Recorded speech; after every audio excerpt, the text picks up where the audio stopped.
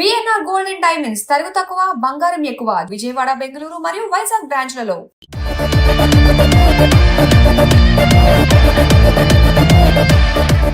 ఇప్పటికీ females message చేస్తుంటారు అమ్మాయిలు అయితే ఇప్పటికి మెసేజ్ చేస్తూనే ఉంటారు. ఆ, మీరు ఎందుకంత త్వరగా పెళ్లి చేసుకున్నారు, మీరు ఎందుకంటే ఇంత బాగుంటారు. ఇంత ఎర్లీగా మ్యారేజ్ చేసుకోవడానికి ఏంటి రీజన్? బట్ మాది యాక్చువల్లీ ఇన్స్టాగ్రామ్ లవ్ స్టోరీ అనమాట. అసలు ఇలా మీరు ఏమైనా యాడ్ కూడా ఇచ్చేయొచ్చేమో ఈ స్టైల్తో. బయట తిరిగేటప్పుడు జనాలు కొంచెం అట్రాక్ట్ అవ్వాలి, ఫోకస్ వెళ్ళాలి కదా. అంటే పైలట్, పోలీస్ ఇవన్నీ అవ్వడం కోసం యాక్టర్ అయిపోయారా? అన్నీ ఒకటేసారి అవ్వలేము కదా. అంటే ఇప్పుడు బుద్ధి ఒక 1 month జాబ్ చేయగానే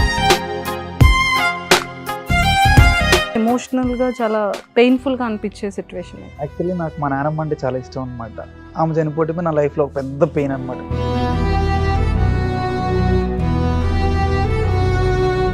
మంచి ఆపర్చునిటీ ఇప్పిస్తానని చెప్పి డ్రాప్ చేయడం కానీ ఏమైనా అలాంటివి చేశానండి. ఒక అతనికి ఇచ్చి మోసపోయాను. ఈవినింగ్ జిమ్కి వెళ్ళేవాడిని, మళ్ళీ నైట్ మూట్లు మోయడానికి వెళ్ళేవాడిని నేను. హాయ్ ఈశ్వర్ గారు. హాయ్ అండి. ఎంట్రీ చెప్తానని అనుకున్నారు కదా, కానీ చెప్తా లాస్ట్లో చెప్తాను ఇంట్రో. ఇంతకు ఎలా ఉన్నారు? బాగున్నానండి. లాక్డౌన్ టైం నుంచి అనుకుంటే ఇన్ని ఇయర్స్ వెయిట్ చేయిస్తారా ఇంటర్వ్యూ ఇవ్వడానికి? ఏంటి మాట్లాడరా? మాట్లాడతానండి. మరి ఏంటి ఇంకా అంటే కొంచెం బిజీ వల్ల, ఎవరు కుదరకపోవటం వల్ల, ఓ టైం సెట్ కాకపోవటం వల్ల కదా బాడీ అంతా కోట్లో దాచేస్తారేంటి మీరు? అంటే నేను బాడీని బేసిక్గా అంత ఎక్స్పోజ్ చేయను ఎక్కడ కూడా. అప్పుడప్పుడు వీడియోలో చేయాల్సి వస్తే కనిపిస్తుంది ఎప్పుడో ఒకసారి. కదా. రెగ్యులర్ గా అయితే నేను అంత బాడీ ఎక్స్పోజ్ చేసి వీడియోలు అంత ఫోటోలు అట్లా ఏం పెట్టను నేను.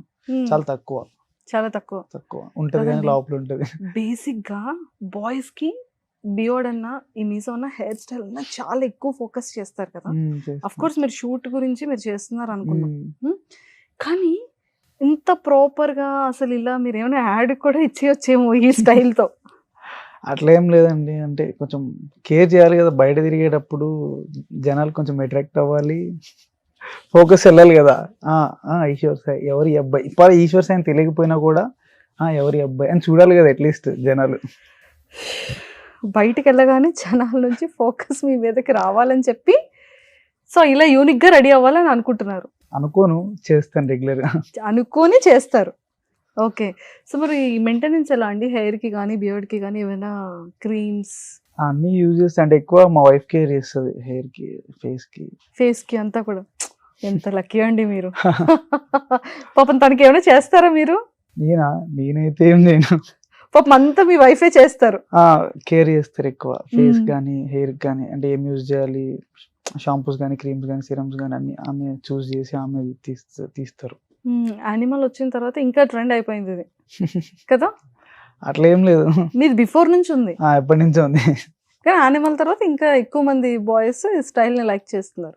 అంటే నాది ఒక కాస్ట్యూమ్ ని బట్టి నేను హెయిర్ రెడీ చేసుకుంటాను. అట్లా కాస్ట్యూమ్ ని బేస్ చేసుకుని కాస్ట్యూమ్ బట్టి హెయిర్ రెడీ అవుతుంది. అంటే డిపెండ్స్ ఆన్ కాస్ట్యూమ్ ఏదైనా కూడా లుక్ ని బట్టి.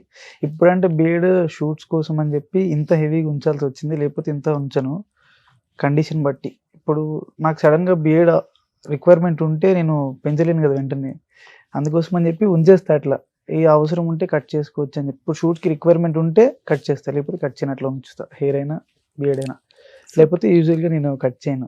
సో ఫైనల్గా ఏంటంటే ముందు ఈశ్వర్ సాయి గారిది ఫ్యామిలీ బ్యాక్గ్రౌండ్ ఏంటి, ప్రాపర్ ఎక్కడ, సో తను ఇంతకు ముందు ఏం చేసేవాళ్ళు, అంటే ఈ ఇండస్ట్రీలోకి రావాలన్న ఇంట్రెస్ట్ ఏంటి, ఒక్కసారి అది చెప్పేస్తే తర్వాత రిమైనింగ్ నేను అడుగుతాను. మాది గుంటూరు. మమ్మీ స్కూల్ టీచర్, మా డాడీ గోల్డ్ స్మిత్, మా బ్రదర్ చదువుకుంటున్నాడు.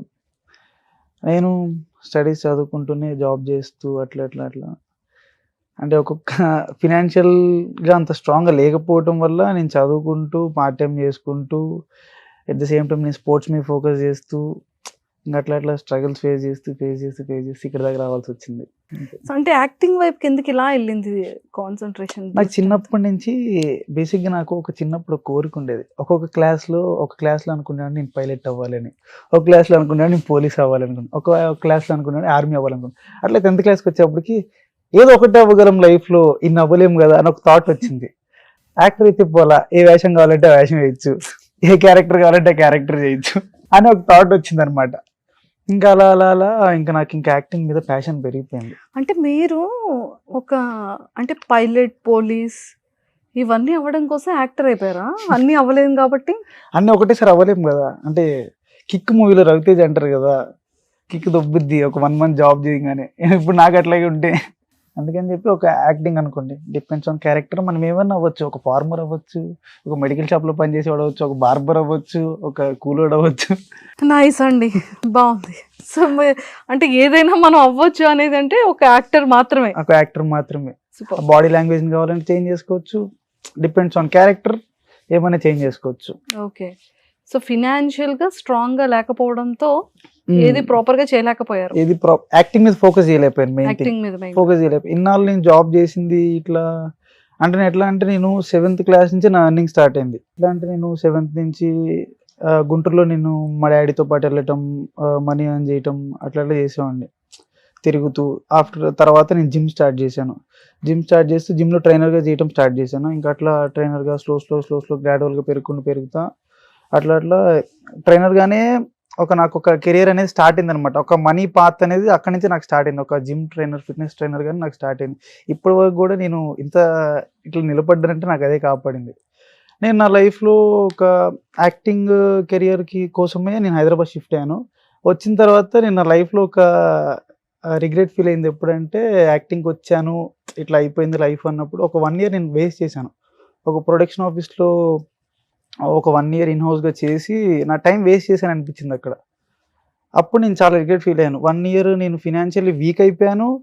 ఎట్ ద సేమ్ టైం నేను అనుకున్న టార్గెట్ రీచ్ కాలేదు. ఏమన్నా ప్రాజెక్ట్స్ ఏమైనా చేశానంటే అవి వెనక్కి తిరిగి చూసుకుంటే అవి ఏం లేవు. ఒక 1 year వేస్ట్ అయిపోయింది. ఆ 1 year వేస్ట్ అవ్వడంతో పాటు ఒక 2-3 years వెనక్కి వెళ్ళిపోయాను నేను. అప్పుడు దాకా నేను ఫినాన్షియల్లీ స్ట్రాంగ్ ఉన్నాను. అట్లా ఇంకా 2-3 years వెనక్కి వెళ్ళిపోయాను అనమాట. ఆ సేవింగ్స్ అదంతా ఆ 1 yearలో పెట్టాను. ఇంకా తర్వాత ఇప్పుడు నేను మళ్ళీ స్టేబుల్ అవుతున్నాను ఫినాన్షియల్గా. ఇప్పుడు యాక్టింగ్ మీద ఉన్నప్పుడు వెళ్ళటం, ఇంకా అంత ఫోకస్ చేయకుండా ఇంకా ఫిట్నెస్ మీదే ఫోకస్ చేయటం.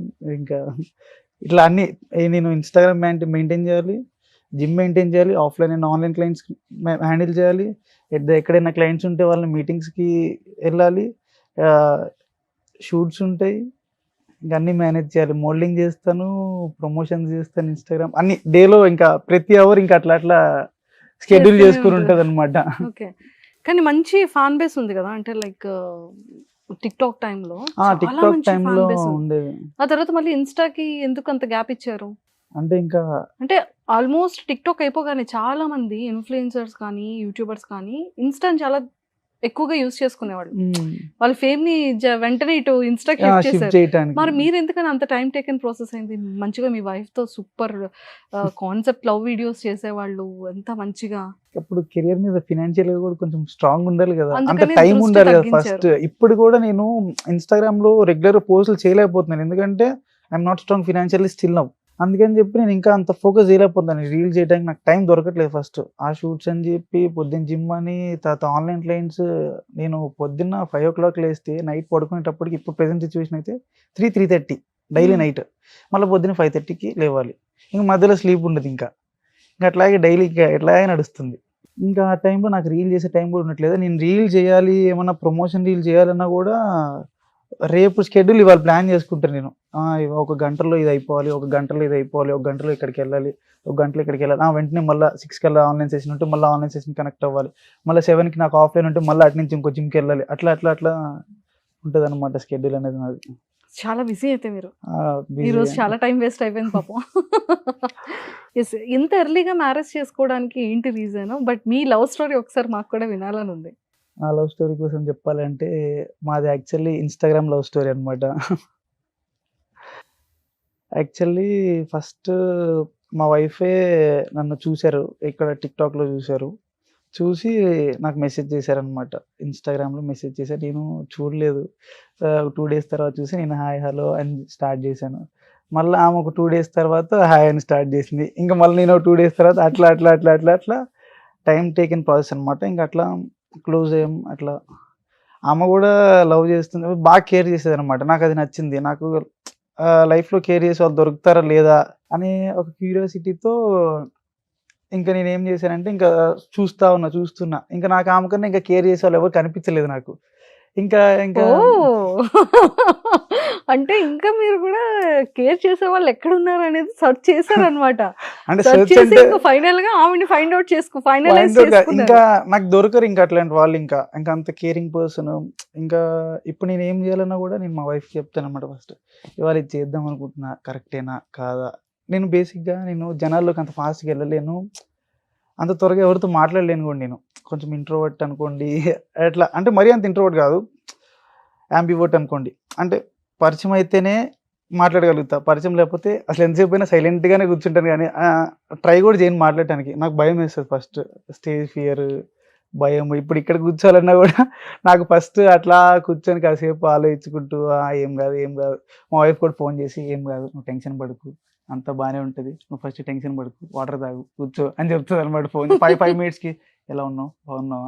పొద్దున్నుంచి ఏం తినలేదు, తిన్నావా? నిద్ర లేదు, నిద్ర వస్తుందా? ఎలా ఉంది? అని అడుగుతూ ఉంటది 5 మినిట్స్‌కి ఫోన్ చేసి. ఇంక అంతకన్నా కేరింగ్ నాకు ఇంకెక్కడ దొరకదనమాట. సూపర్.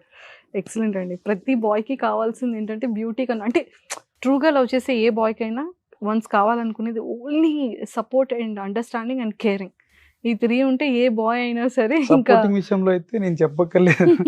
చాలా సపోర్ట్ చేస్తది నన్ను. బాగుంది. ఎమోషనల్ అవుతున్నారా? లేదు లేదండి. అంటే వైఫ్ గురించి చెప్తూ ఎన్ని ఇయర్స్ అయింది మ్యారేజ్ అయ్యి? 4.5 ఇయర్స్ అవుతుందండి. Almost 4.5 years successful. అంటే బేసిక్‌గా ఎవరికి తెలీదు. 2 ఇయర్స్ బ్యాకే తెలిసిందనమాట. యాక్చువల్లీ మాది ఎట్లా అంటే మేము మ్యారేజ్ చేసుకున్నాము. ఎవరికి చెప్పలేదు. నేను మా వైఫ్ ఇంట్లో వాళ్ళ ఇంట్లో ఓకే, మా ఇంట్లో ఓకే, అంతా ఓకే. కాకపోతే మేము మా ఇంట్లో చెప్పలేదు, వాళ్ళ ఇంట్లో చెప్పలేదు. మేము మ్యారేజ్ చేసుకున్నాం. ఎందుకు? ఒక నమ్మకం రావాలి. నేను ఈ ఫీల్డ్‌లో ఉన్నాను. తనకి ఒక నమ్మకం అనేది రావాలి. వీడు ఎటు పోకూడదు, నా దగ్గర ఉంటాడు అనే ఒక నమ్మకం రావాలి కాబట్టి ఇంకా మ్యారేజ్ చేసుకుందాము. మనకంటూ ఒక నమ్మకం వస్తది. ఇంకా లైఫ్ ఇంకా ఎప్పటికైనా ఆగాల్సిందే. ఎప్పటికైనా ఎంత ఎంజాయ్‌మెంట్ చేసినా ఒకళ్ళ దగ్గర ఆగాల్సిందే.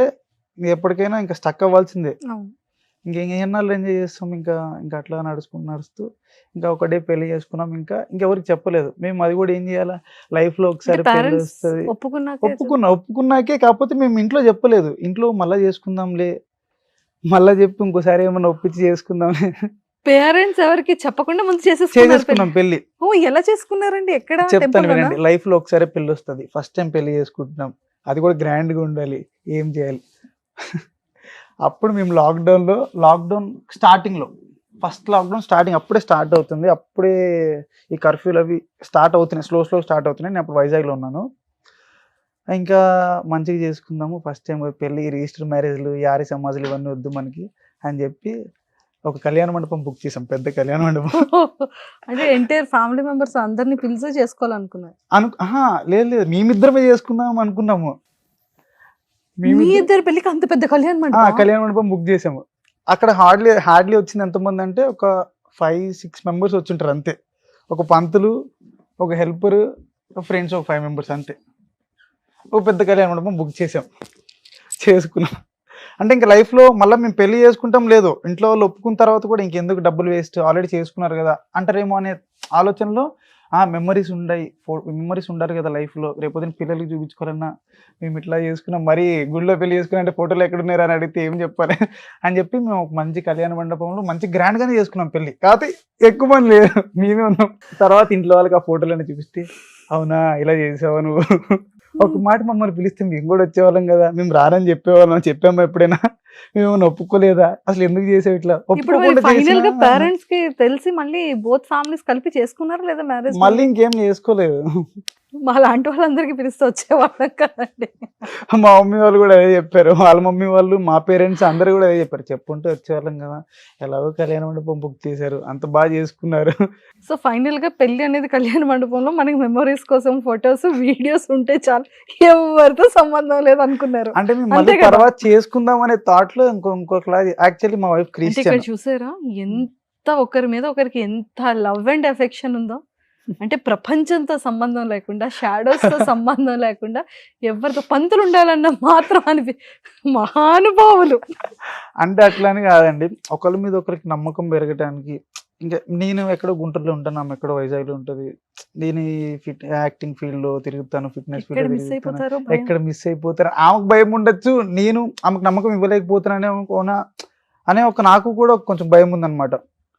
అందుకని చెప్పి ఇంకా చేసేసుకుందాము అని చెప్పి ఇంకా ఫిక్స్ అయ్యి మంచిగా చేసుకున్నాం. తర్వాత చేసుకుందాం అనుకున్నా, ఇంకెందుకు ఇన్ని ఇయర్స్ అయిపోయింది, 3 ఏళ్ళు అయిపోయింది, ఇంకెందుకు, ఇంకా అందరికి తెలిసిపోయింది, ఇంకెందుకు అని చెప్పి ఇంకా లైట్ తీసుకున్నాం. ఇంకా సో ఫైనలీ అంత గ్రాండ్ గా మ్యారేజ్ చేసుకున్నారు, అంటే ఎవరు లేకుండా ఎవరు లేకుండా కూడా అంత గ్రాండ్ గా చేసుకోవచ్చు. గుర్తుపెట్టుకోండి, పేరెంట్స్ లేకుండా, ఫ్రెండ్స్ ఎక్కువగా లేకుండా, జస్ట్ ఒక పంతులు గారు, ఒక హెల్పరు, ఒక నలుగురు ఫ్రెండ్స్, వీళ్ళిద్దరు, అంతే కదండి. పెళ్లి కూతురు పెళ్లి కొడుకు ఉంటే ఫుల్ గ్రాండ్ గా అయిపోతుంది పెళ్లి.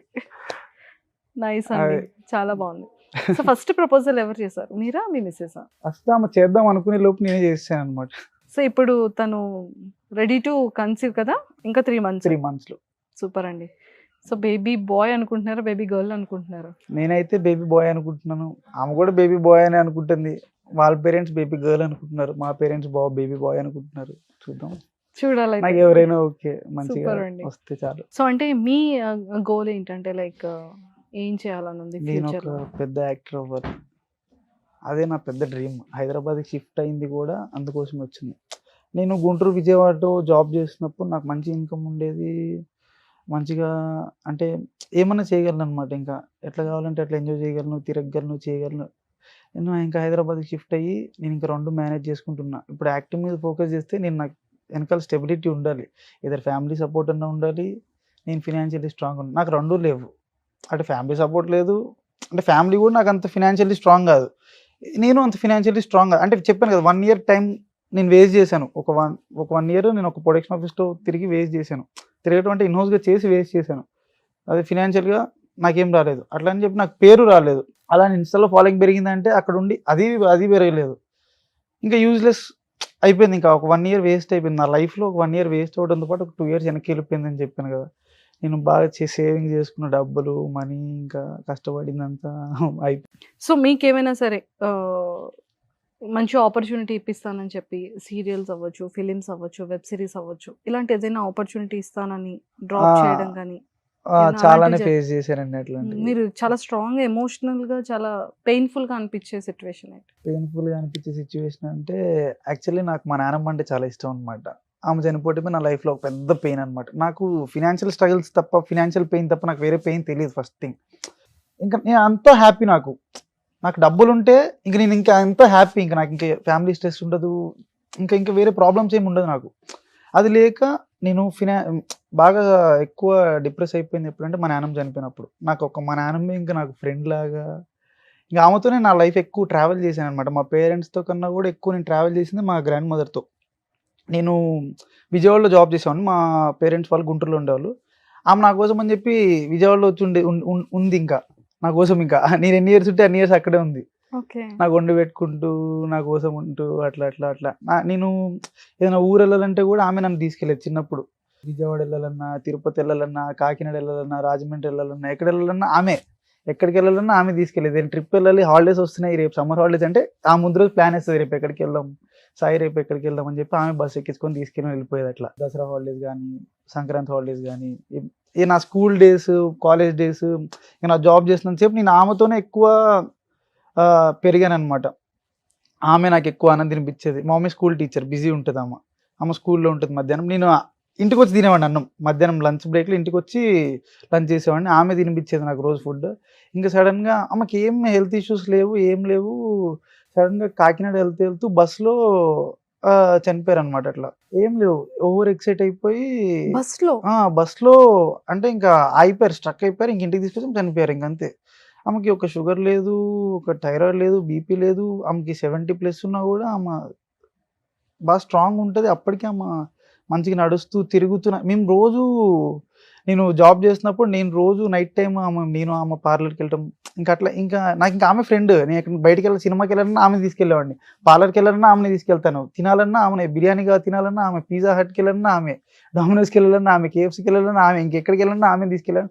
సడన్గా ఆమె బస్ ఎక్కి చనిపోయింది అనమాట. ఇంకా వెంటనే ఇంకా అట్లా అనమాట. యాక్చువల్లీ మా అత్త వాళ్ళు కాకినాడలో ఉంటారు, అంటే మా డాడీ వాళ్ళ సిస్టర్.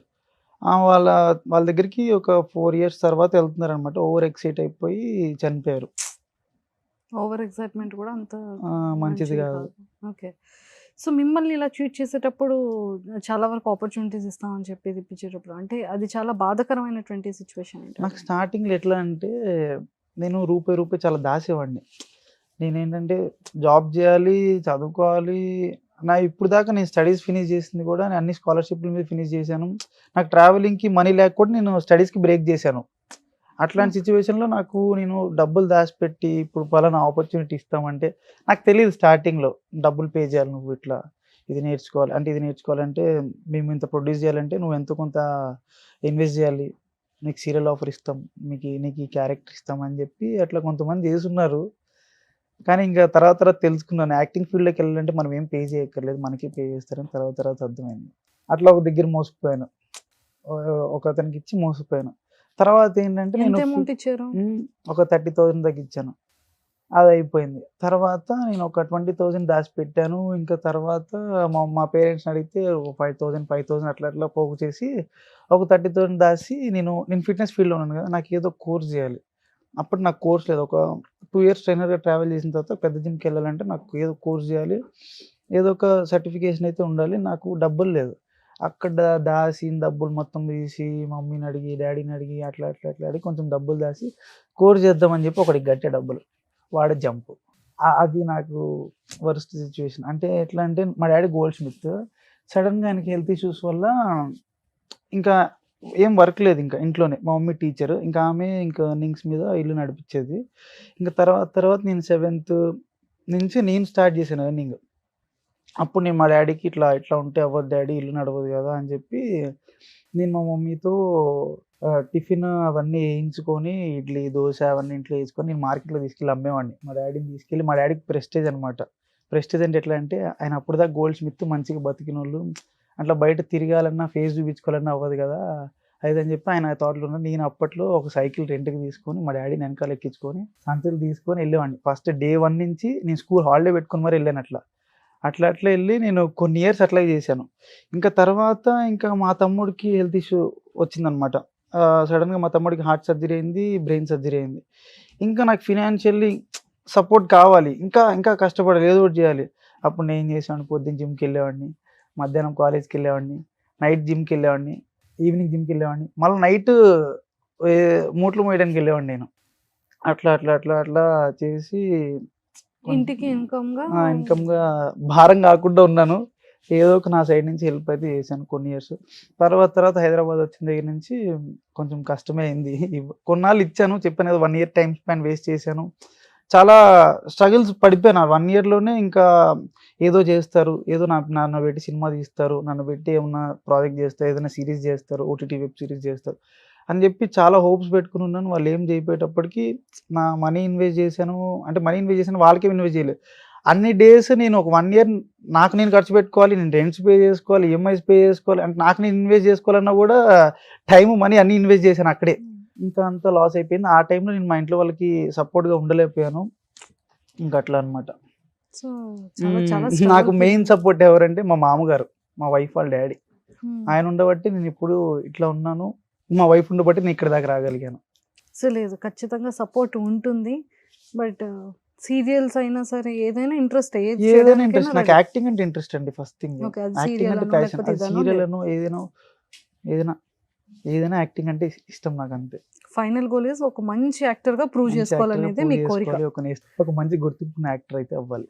ఎస్, నిజంగానే ఒక మంచి ఇన్స్పిరేషన్ స్టూడెంట్. అప్కమింగ్ వచ్చే పర్సన్స్ సిచ్యువేషన్స్ ఎలా ఉంటాయి, లైఫ్ ఎలా ఉంటుంది అంటే ట్రావెల్ అవుతున్నప్పుడు ఒక ప్యాషన్ బేసిక్గా చిన్నప్పుడు ఏంటంటే లైఫ్ చాలా వేస్ట్ చేసేస్తామండి మనం. ఆడుకోవటం కూడా ఒక పార్ట్, లవ్ చేయడం ఒక పార్ట్, కానీ చదువుకోవడం కూడా ఒక పార్ట్. కానీ చదువుకోవాలి, చదువు ఎప్పుడు బ్రేక్ చేయద్దు మధ్యలో. ఆ బ్రేక్ చేస్తేనే లైఫ్లో వెళ్ళే కొద్దీ చాలా ప్రాబ్లమ్స్ ఫేస్ చేయాల్సి వస్తుంది. Education most important. నేను స్కాలర్షిప్ల మీద చదువుకున్నాను. తర్వాత నేను చేసిన ఫిట్నెస్ కోర్సులో ఒక 14 పైగానే చేశాను. నేను ఫిట్నెస్ ఫీల్డ్లో కోర్సులు చేశాను, చాలా సర్టిఫికేషన్స్ ఉన్నాయి నాకు. అవి కూడా నేను నా ఇన్కమ్తో నేను చదువుకున్నాను అవి. ఇప్పుడు ఎవరికైనా నేను చెప్పేది బెస్ట్ సజెషన్ ఏంటంటే, టైం ఆడుకోండి, చదువుకోవాల్సిన టైంలో చదువుకోండి. చదువు బుర్రకెక్కట్లేదు, చదువు ఎక్కట్లేదు అనే పిచ్చి మాటలు చెప్పకుండా చదవటానికి ట్రై చేయండి, ఎట్లా నేర్చుకొని ట్రై చేయండి. ఇప్పుడు వాడికి చదువుకొని యాక్టింగ్ మీద ఇంట్రెస్ట్ ఉన్నా సరే, వాడు జాబ్ చేసుకుంటూ కూడా యాక్టింగ్ చేసుకోవచ్చు. వాడు యాక్టింగ్ చేయాలంటే, లేకపోతే వెనకాల ఒక 100 కోట్లు ఆస్తుండే యాక్టింగ్లో దిగాలి. వాడికి 100 కోట్లు ఆస్తి లేకపోతే ఏదో ఒక జాబ్ చేయాలి. ఏదో ఒక జాబ్ చేయాలంటే చదువుకోవాలి. చదువుకోలేకుండా వెళ్ళిపోవాలి, ఎక్కడికి ఎదిగిపోవాలంటే చాలా కష్టం అవుతుంది. కానీ స్టడీస్ కూడా చాలా ఇంపార్టెంట్ ఫస్ట్ థింగ్. కానీ వాడు ఒక గోల్ పెట్టుకొని చదువుకోవటం బెస్ట్. టాపర్ అవ్వక్కర్లేదు, మనం జాబ్ చేయగలిగే సత్తా వచ్చేదాకా చదువుకుంటే చాలు. బాగుంది ఈశ్వర్ సాయి గారు. అంటే లైక్ మీ జర్నీ, మీ ఇన్స్పిరేషన్, అంటే లైక్ ఫేవరెట్ యాక్టర్ ఎవరు? అల్లు అర్జున్. అల్లు అర్జున్ గారు. ఎందుకని? ఆయన స్టైల్ అంటే నాకు ఇష్టం బాగా. స్టైల్, ఆయన డాన్స్ మూవ్స్. డాన్స్ ఎప్పుడు నేర్చుకున్నారు మీరు? నాకు చిన్నప్పటి నుంచి డాన్స్ అంటే ఇష్టం అండి. చిన్నప్పటి నుంచి స్కూల్లో ప్రతి కల్చరల్ యాక్టివిటీస్లో నేను పార్టిసిపేట్ చేసేవాడిని, డ్రామాలు చేసేవాడిని, డ్యాన్స్ చేసేవాడిని. స్కూల్లో, కాలేజెస్లో, ఎక్కడికి వెళ్ళినా చేసేవాడిని. కాకపోతే స్టేజ్ ఫియర్ ఉంటుంది నాకు, అదొకటి పక్కన పెట్టి కళ్ళు మూసుకుని వేసినట్టు ముందర జనాలు ఎవరు లేననుకుని వేసేవాడిని. ఇప్పటికి ఫీమేల్స్ మెసేజ్ చేస్తుంటారు అమ్మాయిలు? ఎందుకు చేయరండి, చేస్తారు. ఏమని అడుగుతారు? ఆయన స్టార్ట్ చేస్తారు ఫస్ట్. నేను ఫస్ట్ బేసిక్గా అంత ఫోన్ బిజీగా ఉండటం వల్ల అంత యూజ్ చేయను. నైట్ టైం పట్టుకుంటాను అనమాట ఫోన్. నైట్ టైం నాదిరి తిన్నగాళ్ళు ఎక్కువ వస్తారు అనమాట, కొద్ది పాయగాళ్ళు ఎక్కువ వస్తారు night time. Night time Instagram open చేసి ధన మెసేజ్లు ఉంటాయి. అంటే ఫస్ట్ నా ఫ్రెండ్ అరే మెసేజ్ పెట్టే చూడరా అని చూసేలోపు ఆ మెసేజ్ వాడు మెసేజ్ ఓపెన్ చేసేలోపు పైన ఒక 20 ఉంటాయి. ఎవరెవరో ఓపెన్ చేసి సీన్ అని పడుతుంది. వీళ్ళు తగులుకుంటారు, ఎక్కడ వచ్చింది రోడ్డు మీద ఎక్కడ కనపడి తగులుకుంటారేమో, ఎందుకు వచ్చిందిరా గొడవ అని చెప్పి సైలెంట్గా ఉంటారు అనమాట. అమ్మాయిలు అయితే ఇప్పటికి మెసేజ్ చేస్తూనే ఉంటారు, మీరు ఎందుకంత త్వరగా పెళ్లి చేసుకున్నారు, మీరు ఎందుకంటే ఇంత బాగుంటారు, ఎందుకంటే ఇట్లా చేస్తున్నారు అని ఇట్లా చేస్తుంటారు. కానీ నేను ఇగ్నోర్ చేస్తాను బేసిక్గా. మ్యారేజ్ చేసుకున్న ప్రాబ్లం, తొందరగా పెళ్లి చేసుకున్న ప్రాబ్లం, లేట్ అయినా ప్రాబ్లం. ఓకే, సో వాళ్ళు క్రష్ ఏమో అండి మీరు? ఏమో అండి. సో బిఫోర్ మ్యారేజ్ ఎవరితో అయినా డేట్కి వెళ్ళారా? అంటే లైక్ లేదండి, ఎప్పుడు అలా. ఓకే, సో బిఫోర్ ప్రపోజల్స్ ఏమైనా వచ్చాయా? ఎవరిదైనా యాక్సెప్ట్ చేశారా? మరి ఎవరిది అప్పుడు యాక్సెప్ట్ చేయలేదు? ఎవరిది నాకు అంత కరెక్ట్ పర్సన్ ఎవరిది కనిపించలేదు, అందుకే ఎవరిది యాక్సెప్ట్ చేయలేదు. సో ఎప్పుడైనా రియలైజ్ అయ్యారా ఎర్లీగా మ్యారేజ్ చేసుకున్నానని? ఎప్పుడైనా అనిపించిందా మీకు? ఎప్పుడు అనిపించలేదు. కానీ ఎప్పుడు అతనికి అనిపించలేదు. మీరు ఎందుకన్నా పాపం అలా మెసేజెస్ చేస్తారు, స్టాప్ చేయండి, ఇంకా ఎందుకు మ్యారేజ్ చేసుకున్నారో అని అడగొద్దు. అంటే నాకు నా వైఫ్ అంత సపోర్ట్ చేస్తారు. నాకు ఫ్రెండ్ అయిన ఆమె, నాకు బేసిక్గా అంత ఫ్రెండ్స్ ఎవరు లేరు, నాకు చాలా తక్కువ మంది ఫ్రెండ్స్ ఉన్నారు, వాళ్ళనే నేను ఎక్కువ నమ్ముతాను అనమాట. ఇంకా నాకు ఇంకేం మాటలు చెప్పుకోవాలన్నా ఆమె, నాకు సీక్రెట్స్ ఏమి ఉండవు, ఇట్లా దాయాలి, ఇక్కడికి వెళ్ళాను అక్కడికి వెళ్ళాను అట్లా ఏముంటుంది. ఏదైనా నాకు ఇంటికి వెళ్ళి షేర్ చేసుకునే దాకా నాకు మైండ్లో నుంచి వెళ్ళదనమాట. ఫస్ట్ రీఫ్రెష్ కాలేను, ఫస్ట్ మైండ్ పీస్నెస్ దొరికేది నేను మా వైఫ్తో మాట్లాడితేనే. 5 నిమిషాలు ఒకసారి ఆమె ఫోన్ చెప్పి నేనే ఫోన్ చేస్తాను, అమ్మ ఇక్కడ ఉన్నాను, కూర్చున్నాను, వాటర్ తాగాను అని చెప్పి చెప్తూ ఉంటాను అనమాట. అట్లా ఇంకా ఆమె నాకు రిఫ్రెషింగ్ అనమాట. ఇంకా మోటివేషన్ అయినా ఆమె చేయాలి, ఇన్స్పిరేషన్ అయినా ఆమె చేయాలి, ఏదైనా ఎవరి గురించి అయినా చెప్పి నాకు ఫ్రెండ్ అయినా ఆమె, ఇంకెవరైనా ఆమె. సూపర్ అండి, చాలా చాలా బాగుంది. సో ఫిట్నెస్ అనేటప్పటికి చాలా వరకు ఫిట్నెస్లో చాలా ఉంటాయి. అంటే బాడీ బిల్డింగ్ వేరు ఉంటుంది, బౌన్సర్ ఉండి ఫిట్నెస్ వేరు ఉంటుంది. అంటే రెండింటికి ఏంటి డిఫరెన్స్ అంటారు? బౌన్సర్ అంటే ఒక సెక్యూరిటీ గార్డ్ లాగా అండి. ఒక మనిషికి ప్రొటెక్ట్ చేయటం బౌన్సర్స్ పని. అంటే వాళ్ళకి ఈ బాడీ బిల్డర్ కన్నా ఎక్కువ వీళ్ళకి బాడీ ఉంటుందా? బాడీ ఉంటది. బాడీ ఎంత బిల్డర్ ఎక్కువ బాడీ ఉంటే వాళ్ళకి అంత బలం ఉన్నట్ట? కాదండి, బాడీ బిల్డర్ వేరే, బౌన్సర్ వేరే. బౌన్సర్ అంటే ఏంటంటే బౌన్సర్ కి బాడీ ఉండదు, లావుగా ఉంటారు, సైజ్ ఉంటారు. బాడీ బిల్డర్ కి బాడీ ఉంటది, హెవీ సైజ్ ఉంటారు, కానీ నీట్ గా టోన్డ్ అయి ఉంటారు. సైజ్ ఉన్నా కూడా టోన్ డే ఉంటారు. ఈ బౌన్సర్స్ అట్లా ఉంటారు, ఒక హ్యాండ్స్ ఒకటే హెవీగా బిల్డ్ చేసి ఉంటారు. ఇప్పుడు బౌన్సర్స్ ఈవెంట్కి వెళ్ళాలంటే హ్యాండ్స్ పంప్ చేసుకొని ఇంత పెద్ద పెద్దగా పంప్ చేసుకొని వెళ్తారు అనమాట. బాడీ బిల్డర్ అంటే వాళ్ళు ఒక 6 months 8 months కన్సిస్టెన్సీ మెయింటైన్ చేసుకుంటూ ఒక షో కోసం ప్రిపేర్ అయ్యి వాళ్ళు షోకి ప్రైజ్ విన్ అవ్వడానికి అట్లా అంత కష్టపడి ట్రైన్ చేసి కాంపిటీషన్కి పార్టిసిపేట్ చేస్తారనమాట.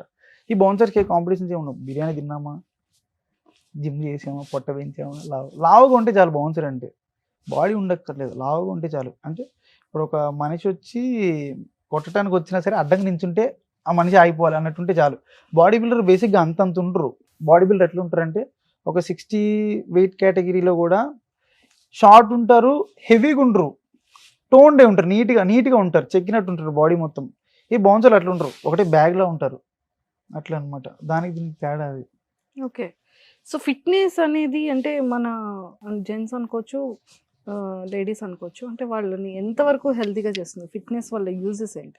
చాలా మందికి ఇంజురీస్ ఉంటాయి, నీ ఇంజురీస్ ఉంటాయి, నీ పెయిన్స్ ఉంటాయి, జాయింట్ పెయిన్స్ ఉంటాయి, కొంతమందికి డయాబెటీస్ ఉంటుంది, థైరాయిడ్ ఉంటాయి, పీసీఓడి, హార్మోనల్ ఇంబ్యాలెన్స్, చాలా ప్రాబ్లమ్స్ ఫేస్ చేస్తుంటారు. వాళ్ళ లైఫ్ స్టైల్ చేంజెస్తో పాటు ఫిట్నెస్ కూడా యాడ్ చేస్తే వాళ్ళకున్న హెల్త్ ఇష్యూస్ అన్నీ కంప్లీట్గా క్లియర్ అవుతాయి నేను చెప్పను, కానీ హెల్తీగా అయితే ఉంటారు. అది మ్యాటర్.